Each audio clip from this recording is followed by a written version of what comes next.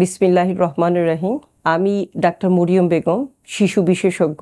আজ আমি আপনাদের সামনে শিশু খাদ্য নিয়ে কিছু কথা বলতে চাই। শিশু খাদ্য আসলে খুবই গুরুত্বপূর্ণ একটা বিষয়। বাচ্চাদের যদি ঠিকমতো খাদ্য না দেয়া হয় বা পুষ্টি না দেয়া হয়, তাহলে বাচ্চারা কিন্তু ঠিকমতো বৃদ্ধি হতে পারবে না। তাদের যেমন শারীরিক বৃদ্ধি হবে না, তেমন মানসিক বৃদ্ধিটাও ঠিকমতো হতে পারে না। এই জন্য শিশু খাদ্যের উপর আমাদের খুব বেশি গুরুত্ব দিতে হবে।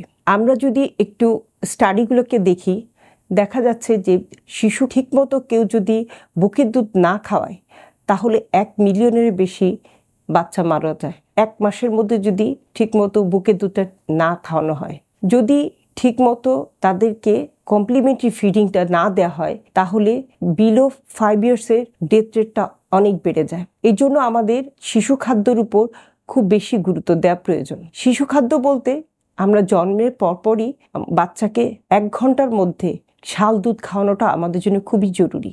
আমরা অনেক কাজের মধ্যে একটা নবজাতক হলে তাকে নিয়ে আনন্দে মেতে উঠি, কিন্তু এই বাচ্চার যে শাল দুধ খাওয়ানোর প্রয়োজন এটা কিন্তু ভুলেই যাই। এবং এই শাল দুধটা না খাওয়ালে বাচ্চার প্রপার নিউট্রিশনটা পায় না। এবং শাল দুধের মধ্যে আমরা জানি অনেক পুষ্টিগুণ আছে, যেমন ভিটামিন এ, ইমিউনোগ্লোবুলিন, যেগুলো বাচ্চার রোগ প্রতিরোধ ক্ষমতা বাড়াতে সাহায্য করবে, তেমনি বাচ্চার মল ত্যাগ করতেও সাহায্য করবে।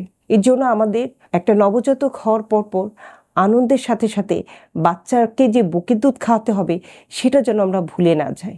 এরপরে আসি, এই যে বাচ্চাকে 1 ঘন্টার মধ্যে আমরা বুকের দুধ খাওয়াবো, তারপরে কি করব?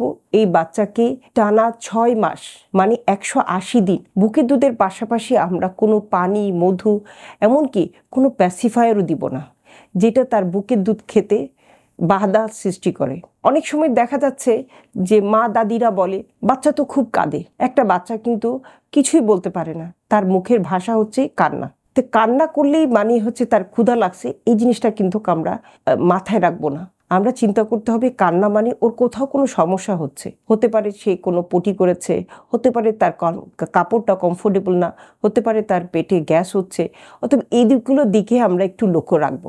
একটা বেবি যদি বুকের দুধ খেয়ে 6 থেকে 8 বার প্রস্রাব করে, তাহলে বুঝতে হবে তার পর্যাপ্ত পরিমাণে বুকের দুধ পাচ্ছে।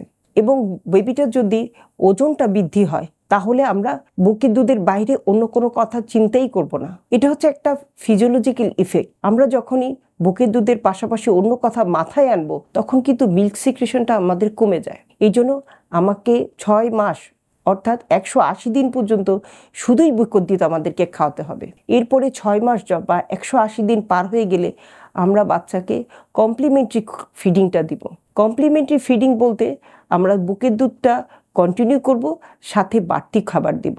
কমপ্লিমেন্টারি ফিডিংয়ের ক্ষেত্রে আমাদের দেশের মায়েরা যে ভুলটা করে, প্রথমেই তাদেরকে সুজি অথবা সেরিলাক অথবা নুডলস খাওয়ানো শুরু করেন। কিন্তু আমাদের মাথায় রাখতে হবে কমপ্লিমেন্টারি ফিডিং মানে শুধু কার্বোহাইড্রেট না, এর সাথে কার্বোহাইড্রেট থাকতে হবে, প্রোটিন থাকতে হবে, ফ্যাট থাকতে হবে, ভিটামিন মিনারেল থাকতে হবে, ফাইবার থাকতে হবে, তবেই কিন্তু কমপ্লিমেন্টারি ফিডিংটা অ্যাপ্রোপ্রিয়েট হবে।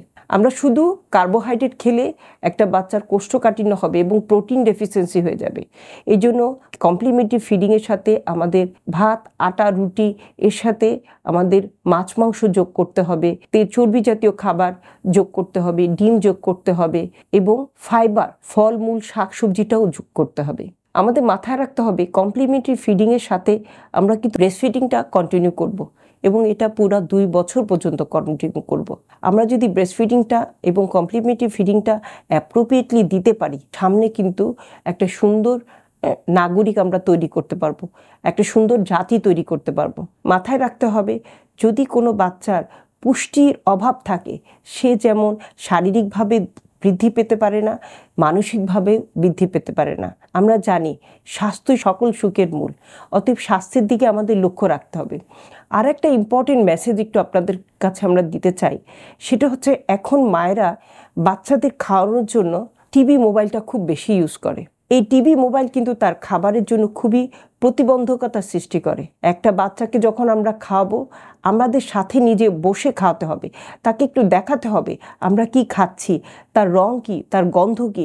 এগুলো যদি না দেখে একটা বাচ্চার কিন্তু ঠিকমতো খাবারের আগ্রহ আসবে না। খালি সময় মতো আমরা একটা খাবারের টাইম বেঁধে দিয়ে, টিভি মোবাইল কাছে দিয়ে আমরা একটু পরপর গলার মধ্যে গিলায় দিচ্ছি, এতে কিন্তু খাবারের প্রতি আগ্রহ নষ্ট হবে এবং বাচ্চাটা আস্তে আস্তে খাবারে অনাগ্রহতা তৈরি হবে এবং অ্যাপ্রোপ্রিয়েট নিউট্রিশন যেটা, সেটা থেকে সে বঞ্চিত হবে।